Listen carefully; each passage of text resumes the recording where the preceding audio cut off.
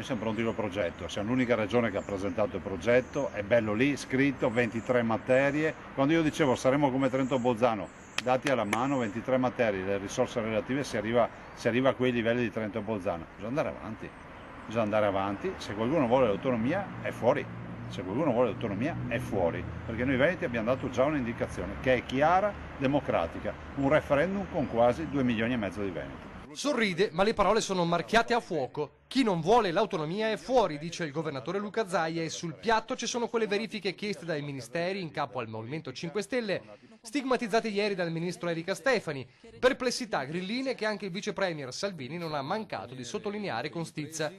Approfondimenti che al Carroccio sembrano sgambetti per rallentare la corsa di un progetto che già c'è. Domandare è lecito e rispondere è cortesia, dopodiché basta. Basta, anche perché voglio ricordare che i 5 Stelle sono stati a nostro fianco nel chiedere il voto per l'autonomia in Veneto. E sono stati a nostro fianco per scrivere il programma di governo di questo governo dove si parla dell'autonomia del Veneto.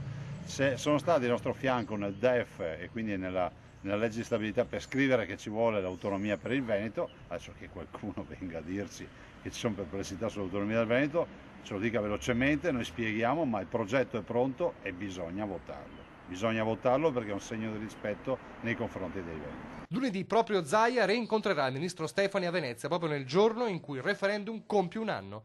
Una data nella quale avrebbe voluto poter festeggiare anche la firma dell'intesa. Secondo lei noi veneti abbiamo paura di ste robe? Cioè abbiamo riempito le urne il 22 ottobre 2017 e andiamo avanti per la nostra strada. Noi vogliamo l'autonomia, ci meritiamo l'autonomia ed è legale perché l'abbiamo vinta in tribunale questa partita. Il fatto che ci siano andati quasi 2,5 milioni di veneti non vuol dire che c'è andato un partito, ma sono andati prima di tutto i veneti a votare, di destra, di sinistra, di su, di giù. Tutto questo mentre la burrasca di governo continua sul filo della manovra e del condono, ma, dice Zaia, pensare che l'autonomia diventi agnello sacrificale sull'altare delle polemiche è impensabile, governo o non governo. È la madre di tutte le battaglie pensare che si tirino fuori scuse per l'autonomia, no. Io auguro che si facciano 5 anni, però con l'autonomia.